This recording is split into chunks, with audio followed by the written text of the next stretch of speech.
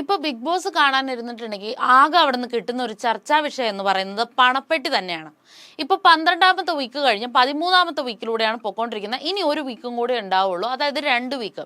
പൊതുവേ സാധാരണ ലാസ്റ്റ് വീക്കിൽ അല്ലെങ്കിൽ കഴിഞ്ഞ തവണത്തെ സീസണിലൊക്കെ ലാസ്റ്റ് വീക്കിലേക്കായിരുന്നു പണപ്പെട്ടി കൊടുത്തിട്ടുണ്ടായിരുന്നത്. പക്ഷെ ഇപ്പോൾ പണപ്പെട്ടി കൊടുക്കുന്നതായിട്ട് പ്രമോ ഒക്കെ ഏഷ്യാനെറ്റിൽ ഇന്നലെ നമ്മൾ ഇട്ടിട്ടുണ്ടായിരുന്നു. ഇന്നലത്തെ എപ്പിസോഡ് കഴിഞ്ഞപ്പോഴുള്ള പ്രമോ വന്നിരിക്കുന്നത് പണപ്പെട്ടി കൊടുക്കുന്നതായിട്ടാണ്. 5 ലക്ഷം രൂപയുടെ ഒരു പണപ്പെട്ടിയാണ് കൊടുത്തിട്ടുള്ളത്.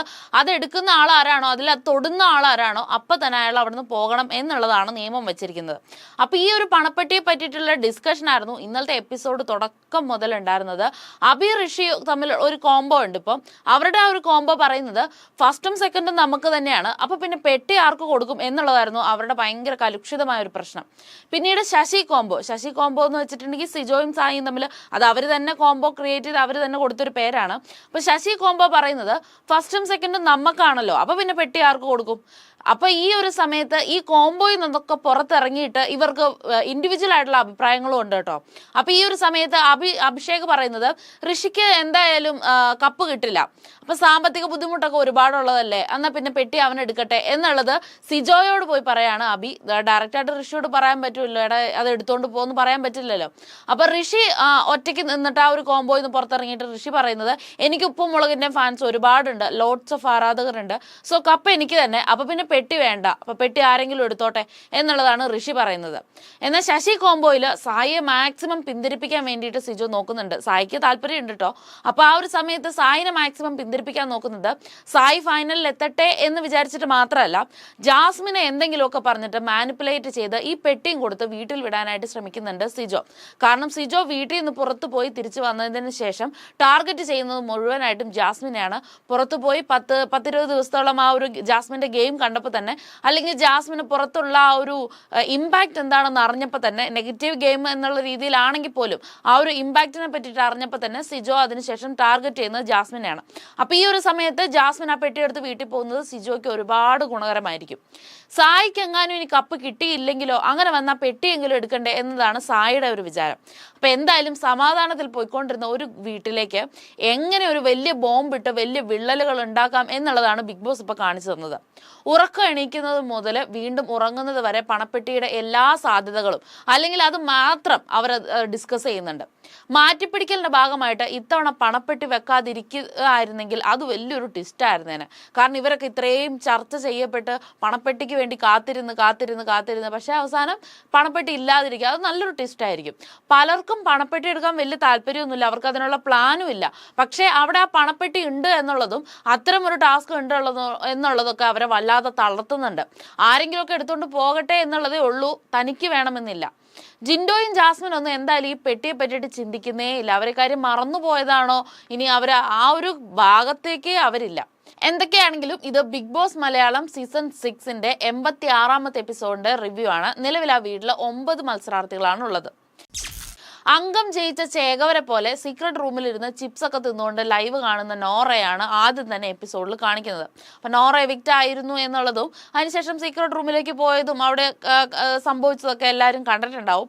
നോറ വീട്ടിൽ നിന്ന് പോകുന്ന സമയത്ത് ആർക്കും തന്നെ ഒരു ആത്മാർത്ഥതയുള്ള ഒരു വികാരങ്ങളും അവിടെ പ്രകടിപ്പിച്ചിട്ടില്ല എന്നുള്ളതൊക്കെ ഭയങ്കരമായിട്ടുള്ള ഒരു ചർച്ചാ വിഷയം തന്നെയായിരുന്നു. നോറയ്ക്കും ഫീൽ ചെയ്തൊരു കാര്യമാണ്. അപ്പൊ ആ ഒരു സംഭവത്തെ പറ്റിയിട്ട് അവിടെ സംസാരിക്കുന്ന അവിടെ വീടിനുള്ളവർക്ക് തന്നെ അത് ഫീൽ ചെയ്തിട്ടുണ്ട്. അപ്പൊ ഋഷി പറയുന്നത് നോറയൊന്നും ആരുമായിട്ട് ആ ഒരു കമ്മിറ്റ്മെന്റ് കീപ്പ് ചെയ്തിട്ടില്ല, അപ്പൊ അതുകൊണ്ടിട്ട് തന്നെ ആരുടെ ഭാഗത്തും അത് പ്രതീക്ഷിച്ചിട്ട് കാര്യമില്ല എന്നുള്ളതാണ് ഋഷി പറയുന്നത്. അപ്പൊ ജാസ്മിൻ അവിടെ പറയുന്നത് നോറ തിരിച്ചെങ്ങനെ പെരുമാറും എന്നോർത്തിട്ടുള്ള പേടി കൊണ്ടിട്ടാണ്, അതർവൈസ് സംസാരിക്കണം എന്നുണ്ടായിരുന്നു എന്നുള്ളതാണ് ജാസ്മിൻ പറയുന്നത്.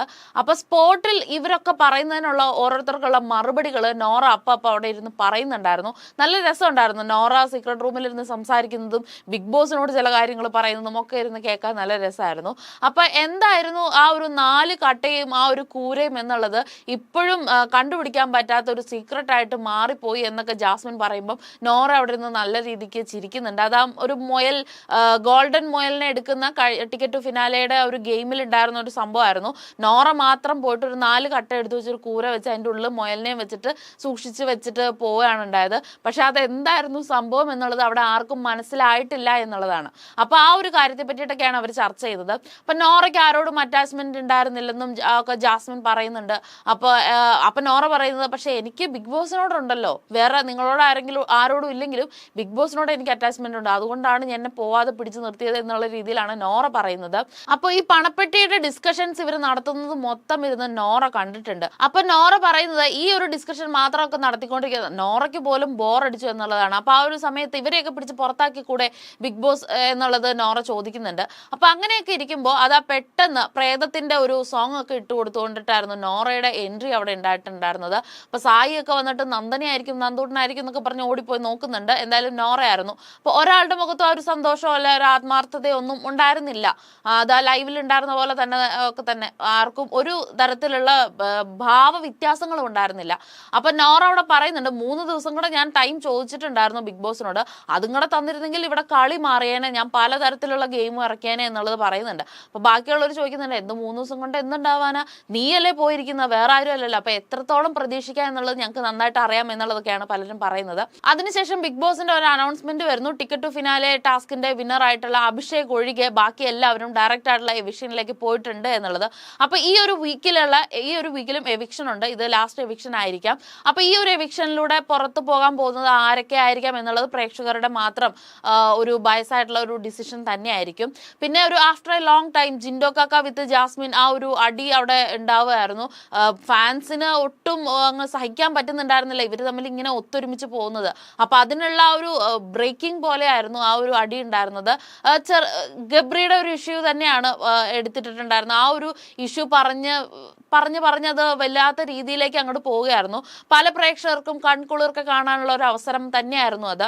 തമാശ പോലെ പറഞ്ഞു തുടങ്ങിയതായിരുന്നു. എന്തായാലും രണ്ടാളുടെയും കയ്യിൽ നിന്ന് അറിയാതെ പോയതുപോലെ തന്നെയാണ് തോന്നിയിട്ടുണ്ടായിരുന്നത്. 7 മിനിറ്റിലേക്കുള്ള ഏഷ്യാനെറ്റിനുള്ള ഒരു കണ്ടന്റും ഒരു പ്രൊമോയും ഒക്കെ ഒപ്പിച്ചു കൊടുക്കാനായിട്ട് അതുകൊണ്ട് പറ്റിയിട്ടുണ്ട്. അതും കഴിഞ്ഞ് വെറുതെ കുത്തിയിരുന്ന് മുഷിഞ്ഞപ്പോഴാണ് എല്ലാവർക്കും കൂടിയിട്ട് ഒരു ഗെയിം ബിഗ് ബോസ് കൊടുക്കുന്നത്. അപ്പൊ അതിൽ അഭിയും ഋഷിയും കൂടെ ഫസ്റ്റ് വാങ്ങിയിട്ടുണ്ടായിരുന്നു. അപ്പൊ അതിൽ നമ്മുടെ ഒരു ക്ഷമ പരീക്ഷിക്കുന്ന തരത്തിലുള്ള ഒരു ഗെയിം തന്നെയായിരുന്നു. പിന്നെ ശശി കോംബോ സെക്കൻഡ് ആയിരുന്നു. അപ്പൊ അതിനുശേഷം ബിഗ് ബോസ് പറയുന്നത് 13ാമത്തെ വീക്ക് എത്തിയിരിക്കുകയാണ്. വളരെ ക്രൂഷ്യൽ ആയിട്ടുള്ള ഒരു വീക്ക് തന്നെയാണ്.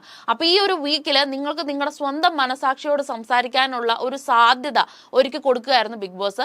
സ്വന്തമായിട്ടൊരു മിററിന് മുമ്പിൽ പോയിരുന്ന് സംസാരിക്കുക എന്നുള്ളതായിരുന്നു. ബൂസ്റ്റിംഗ് അപ്പ് യുവർ സോൾ എന്നതാണ് അതിന്റെ ഒരു ഉദ്ദേശം ഉണ്ടായിരുന്നത്. അപ്പൊ എല്ലാവരും പോയി അവനവന്റെ കാര്യങ്ങൾ നീ ഇങ്ങനെ വന്നതല്ലേ അങ്ങനെ വന്നതല്ലേ, അപ്പം ഇത്രയ്ക്കൊക്കെ എത്തിയില്ലേ, ഇനിയാണെങ്കിലും മുമ്പോട്ട് നല്ല രീതിക്ക് പോകാൻ നിന്നെ കൊണ്ട് പറ്റും എന്നുള്ള ആ ഒരു സാധനം പോയി ഇന്ന് ബൂസ്റ്റ് ചെയ്ത് കൊടുക്കുക എന്നുള്ളതായിരുന്നു. അത് തന്നെയാണ് അവിടെ എല്ലാവരും ചെയ്തുകൊണ്ടിരുന്നത്. ജിൻഡോയുടെ മാത്രമാണ് എപ്പിസോഡിൽ കാണിച്ചിട്ടുണ്ടാവുക. ബാക്കി എല്ലാവരുടെയും ആ ഒരു ബിഗ് ബോസ് പ്ലസിന്റെ ഇതിൽ കാണാൻ പറ്റും. പിന്നെ ലൈവിലൊക്കെ ഉണ്ടായിരുന്നു. അപ്പൊ അത്തരത്തിൽ എല്ലാവരും ഭയങ്കരമായ കാര്യങ്ങളൊക്കെ ചർച്ച ചെയ്ത് അത് പ്രേക്ഷകരിലേക്ക് അവരിട്ട് കൊടുക്കുന്ന കുറെ കാര്യങ്ങളാണ്. അപ്പൊ ഈ ഒരു വീക്കില് പ്രേക്ഷകർ നോക്കുന്നത് ഇവർ ആദ്യം മുതൽ എന്താണ് ചെയ്തത്.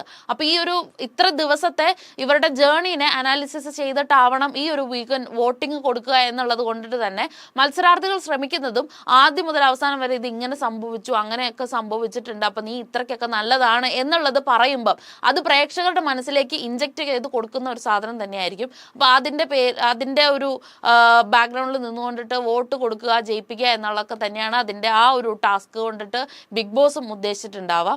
അപ്പോൾ ഇത്രയും ഒരു കാര്യങ്ങളൊക്കെ തന്നെയാണ് എപ്പിസോഡിൽ നടന്നിട്ടുണ്ടായിരുന്നത്. ഇനിയിപ്പം വരുന്ന ദിവസങ്ങളിൽ അതിലിപ്പോൾ പണപ്പെട്ടി കൊണ്ടുവന്ന് വെച്ചിട്ടുണ്ട് പ്രൊമോയിൽ. അപ്പൊ ഇന്നത്തെ എപ്പിസോഡിൽ എന്താണെങ്കിലും ആ ഒരു പണപ്പെട്ടി ആരെങ്കിലും എടുക്കുന്നുണ്ടോ എന്നൊക്കെ ഉള്ളതാവാം. 5 ലക്ഷം രൂപയുടെ പണപ്പെട്ടിയാണ്. അപ്പൊ പണപ്പെട്ടിക്ക് ചുറ്റും സായി ഇങ്ങനെ പലതും ആലോചിച്ച് ഇങ്ങനെ നടക്കുന്നൊക്കെ ഉണ്ട്. എന്താണെങ്കിലും കുറച്ച് ആളുകൾ ആ വീട്ടിലുള്ളവരിൽ ഫൈനലിലേക്ക് എത്തില്ല എന്ന് ഉറപ്പുള്ളവർക്ക് ആ പണപ്പെട്ടി എടുത്തിട്ട് പോവുക എന്നുള്ളത് വളരെ മെച്ചപ്പെട്ട ഒരു കാര്യം തന്നെ ആയിരിക്കും.